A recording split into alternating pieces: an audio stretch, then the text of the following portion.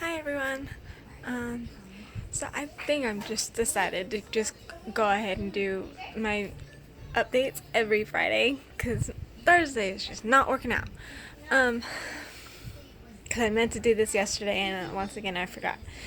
So it's getting done today. So I am 13 weeks today, and my symptoms include. Oh wait, let me back up.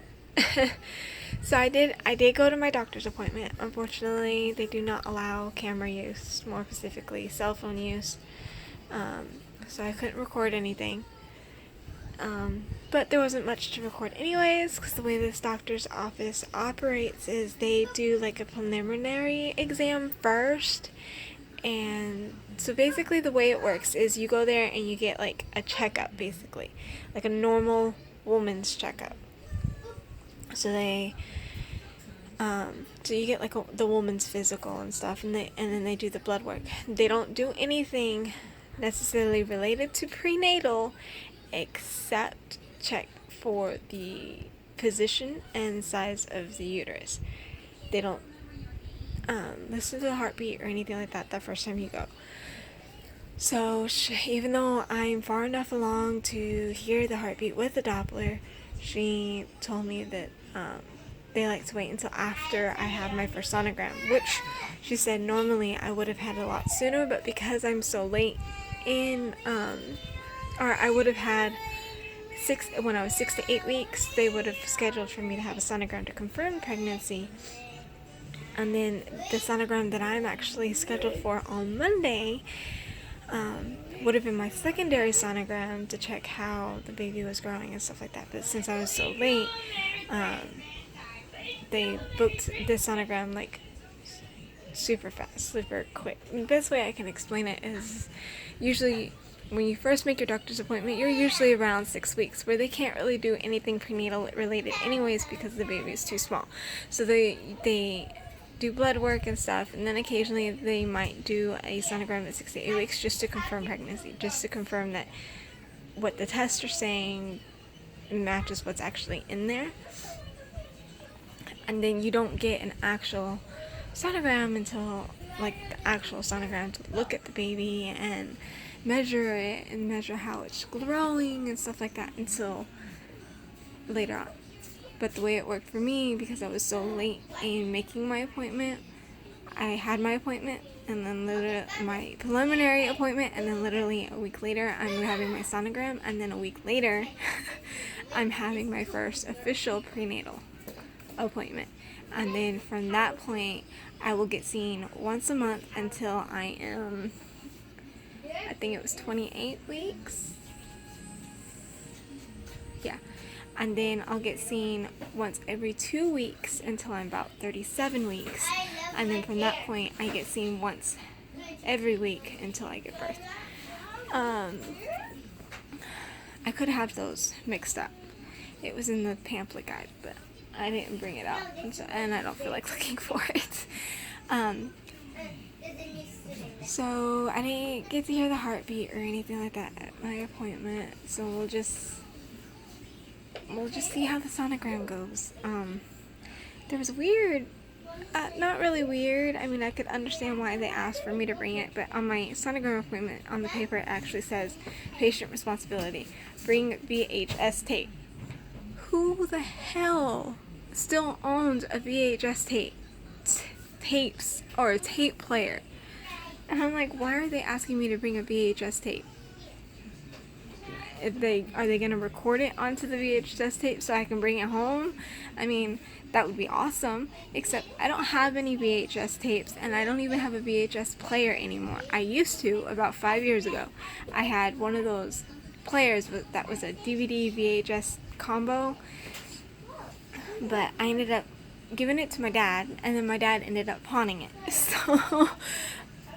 And then we donated all of our VHS tapes to our local library because we had replaced pretty much every movie that we had owned on VHS.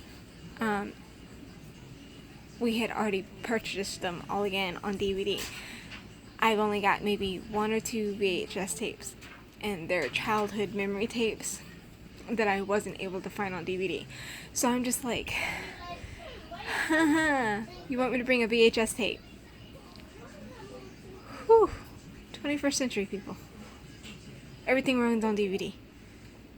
Like, if you can find something that's still operating off of VHS, I'd be surprised. I mean, even in schools, when schools sit down and watch videos, they're doing it off laptops, and then the laptops are being projected onto the wall, or something along that lines. Like, they don't even pull, I don't know, I remember being in class and then pulling in that big cart, tall cart thing that had that huge TV on it, and there would be a VHS player at the bottom, and they'd wheel that into the room and then plug it in, and that's how we would watch educational videos in classes and stuff.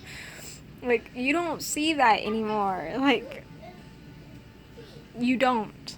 And so the request for me to bring a VHS tape is a little confusing to me, because, yeah, I don't know anybody who owns a VHS tape or a tape player anymore.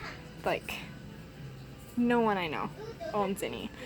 So that was a little weird, so I don't know why. But yeah, I thought I would just rant about that. So, on to symptoms. So, symptoms for a 13-week update is fatigue is still there. I am noticing I am still having to take naps after I come home from work. But again, that could just be because I wake up so early, but at the same time I do somewhat feel like I'm extra tired. Stomach soreness. I am just associating the soreness with the growing pains, I guess you could say. One of the new things is ligament pain.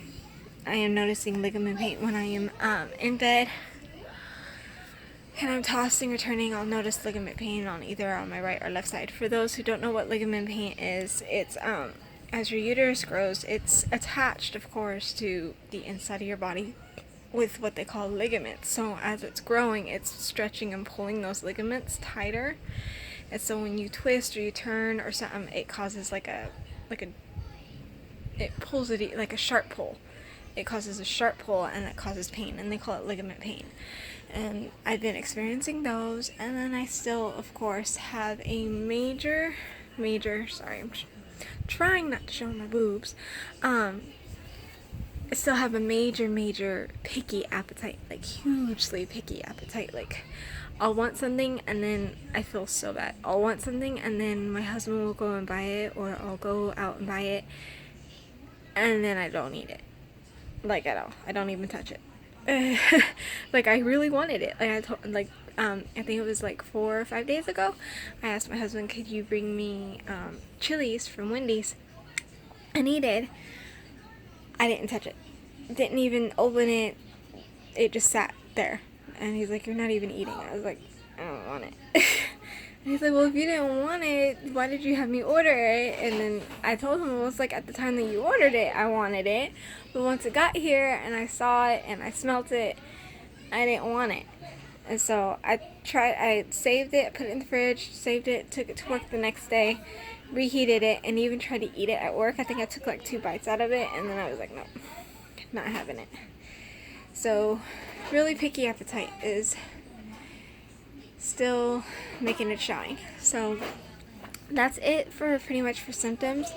Then about the baby, the size is it's about 2.9 inches, so roughly the size of a peach, or in some cases, depending on how big peaches are. I don't know. I've seen big peaches, but I've also seen small peaches.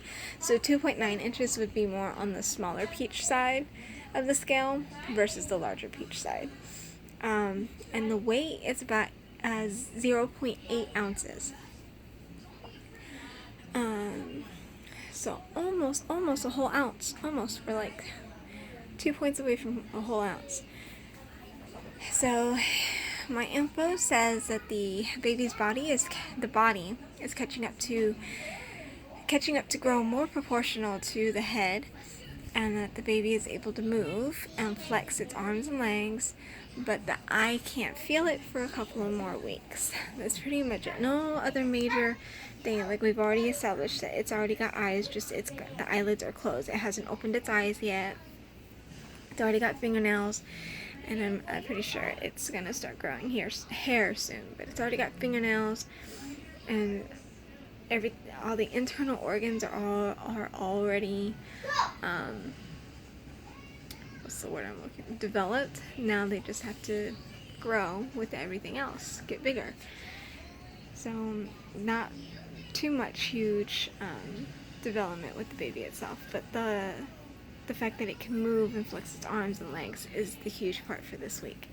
Sucks that I can't feel it yet, but it's nice to know that it at least has the ability, or is starting to get the ability to be able to fully move about and stuff. And if I remember correctly from my other 2 pregnancies, it wasn't too much longer from 13 weeks. So I think with my 2-year-old, I remember starting to feel her move when I was about maybe 15, 16 weeks along. And I'm 13 weeks now, so that's really not that long. I give it like 2 or 3 weeks, maybe 4 weeks at the tops, and then I should be able to start feeling it. So I found out.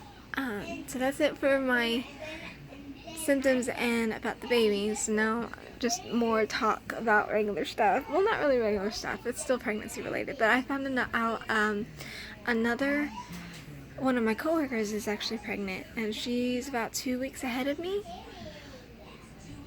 No. Yes, because she's 16.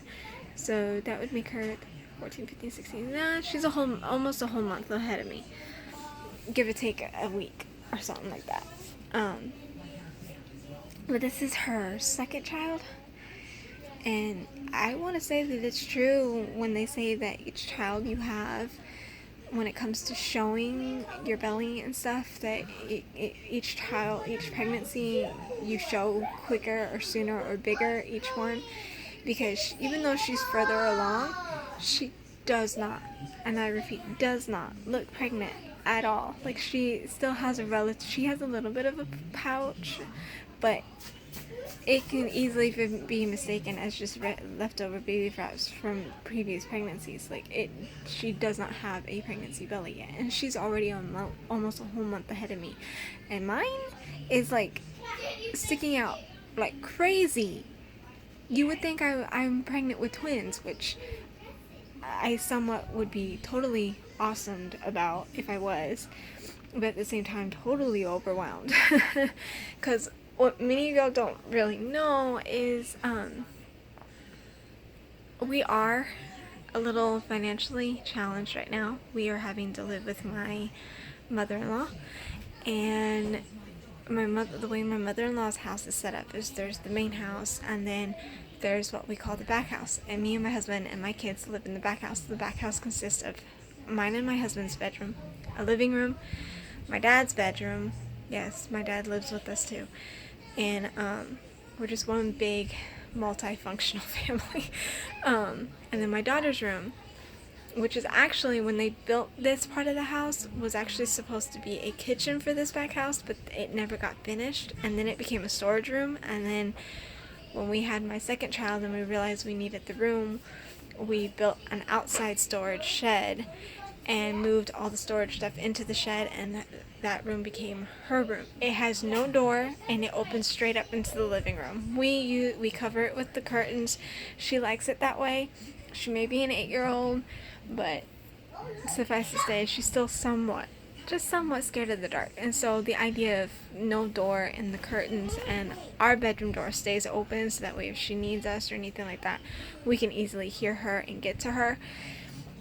She has no problem going to sleep that way. Which, when we do eventually get our own house, which we were very close to doing that, it's going to be a challenge teaching her to go to sleep in her room with the door shut, and mine and my husband's bedroom being down the hall. Because I do plan on well, there's a house that we've looked at, and it's perfect. We just can't meet the financial need just yet, and it's a bummer, because I'm just like, this house is so perfect, but I know it's gonna go, like, by the time we are financially more stable, like, I'm talking, we could be November of this year is our plan. Like, November of this year, we should be financially able to move out and stuff like that. But I know that house is going to be gone. I know it is. It's too perfect. I mean, it's got a huge backyard, huge front yard, two-door garage, a fireplace. It's got central heating. Kitchen has been remodeled. It's open floor plan from kitchen to living room, kitchen, dining room, living room, which is what I wanted. And it's got 3 bedrooms. It's got 2 full baths. I'm in love with this house. I'm in love with this house. Laundry room. And it's gonna be gone by the time we're ready for it. I am so bummed out. But so that's what I was trying to say. Is so my daughter's room, mine and my husband's, our 2-year-old, her crib is open. My room's a little bit messy right now. I've been trying to keep it organized and clean, so I'm a little embarrassed to show it to y'all, so I'm not gonna turn my camera. Which is why we always face the bed and the wall, because I don't really have anywhere else to film things. So you're getting my husband's Italian, I think, a flag, Italy. Probably getting that wrong. My husband's a big fan of soccer, and this is the flag of one of the soccer teams, and you can kind of see right here, that is not a stain mark or anything like that. Those are signatures. He for this soccer team, or what they call football team, his favorite player, we went to this game. This game was the last game that this player was going to play with this team. Can't remember if he was retiring or just going to a different team or not. I think it was retiring. And so he got this and the jersey, and had there's signatures all over this thing. They're just really hard to see in my camera. But there's one there, there's one up there, and there's 2 up there in the orange. You can kind of see they look like eyes. One right there, and one right there. So that's why that's in the background, because I don't got nowhere else to put it. And the rest of my room is flooded with things. And then I painted my my 2-year-old's background for her part of the room, what we call her. Not her corner nursery, I guess you can say. It's relatively organized, but it still looks a mess to me, and I just don't feel it. I'll show it to y'all when I have more. It's mainly just clothes, because we are limited. There is no closets here, so that's why you see those. This literally is my storage / closet place. We used to have one against this wall, but there was so much weight on it from hangers and clothes that it fell. So I learned my lesson. That corner of this shelf is the only corner that gets closed, and even then I try to make sure I don't weigh it down too much. I have a dresser, and then I have a bunch of plastic dressers on top of the dresser. Then my 2-year-old is, her clothes are plastic dressers. So I've got clothing space, but still not enough to cover everything. And then it doesn't help that I don't have closet space for coats and jackets and sweaters and stuff. And since winter just ended, that's the main problem. I've got a section that's right by her crib that is literally nothing but our sweaters and our coats from winter. I have nowhere to put them. So they're just piled in the corner, and it looks, it just doesn't look organized. And then my husband also, he has a habit where he likes to wear one thing one time, and then he'll take it off, and then 2 days later he'll want to wear it again.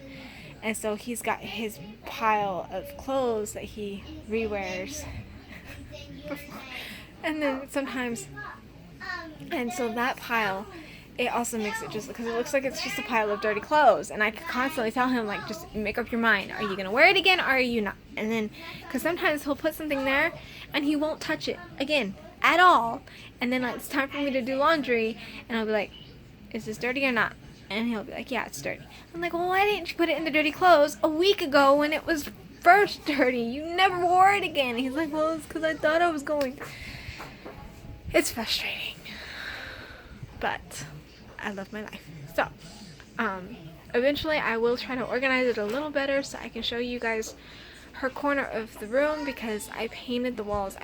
Not the walls. I painted the poster that's on the wall and other stuff like that. So again, so I painted the posters that are on the wall. Then I made her name placards, I guess you can call them. So her room for when she was barely born, and a little bit right before she was born and when she was barely born, was totally cute. And I wish I could show it to you because it relatively stayed the same. Pieces that were part of the crib when she was infant size obviously have been moved and are no longer part of the crib because she's too big for it. She's gotten too old, like the mobile. The mobile is no longer on her crib because she kept trying to pull it down, and especially when she got old enough to where she could stand up and she could grab it, she eventually did pull it down, and so it was like, no, we had to take it off. So certain things like that are missing, but I would love to show you guys her corner of the room. I'm getting into 21 minutes of this video, so let me get the belly shots over with, and then I will see y'all next week. Again, sorry. Sorry, that's like part of my shorts underneath. It looks weird sticking out right there, but so there's with shirt. I'm telling you, you see how much it like rounds out until that's not camera playing tricks. That's literally how much it sticks out. Like, this is either going to be a really big boy, better be a boy because that's what we're wanting, a really big boy, or there's twins in there. Maybe. It's probably just going to be a really big baby.